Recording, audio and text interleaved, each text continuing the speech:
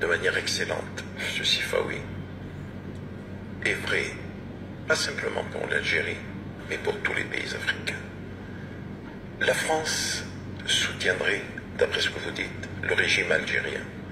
Mais la France soutient ces régimes dictatoriaux que sont le Gabon, que sont le Congo-Brazzaville, que sont la République démocratique du Congo, que sont la Guinée équatoriale, qu'est le Tchad, et tant d'autres.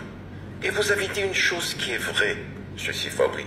Vous avez dit la solution c'est le coup d'État, mais il serait automatiquement, immédiatement condamné, non seulement par la France, mais par l'Occident et les pays occidentaux. Et c'est valable aussi pour l'Afrique. Et M. Leclerc vous a posé une question. N'y a-t-il pas une autre solution que Bouteflika pour les Algériens? C'est ce que vous avez posé comme question.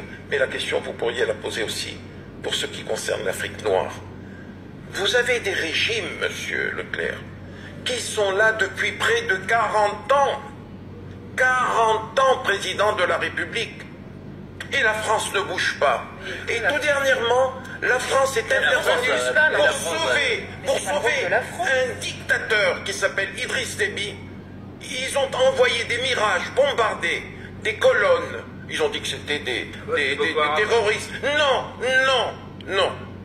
C'était pour soutenir Idriss Déby, qui est un dictateur qui règne sur son pays de manière tyrannique depuis plus de 3 décennies.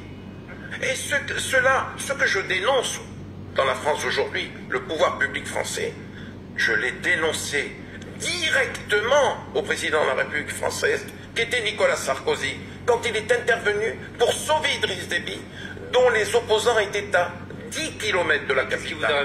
Qu'est-ce qu'il vous a répondu? Comment il a... C'est comme ça, m'a-t-il dit.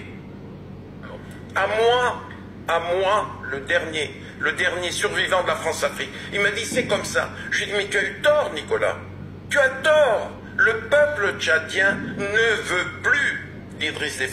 Comme le peuple gabonais ne veut plus d'Ali Bongo Ndimba. Comme le peuple congolais ne veut plus de Sassou Nguesso. Et je parle sous votre contrôle à tous.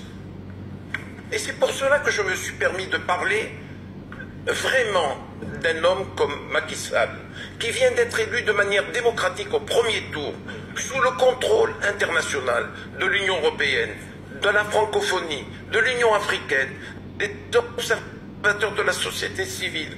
Voilà. Juste une chose, vous le revoyez?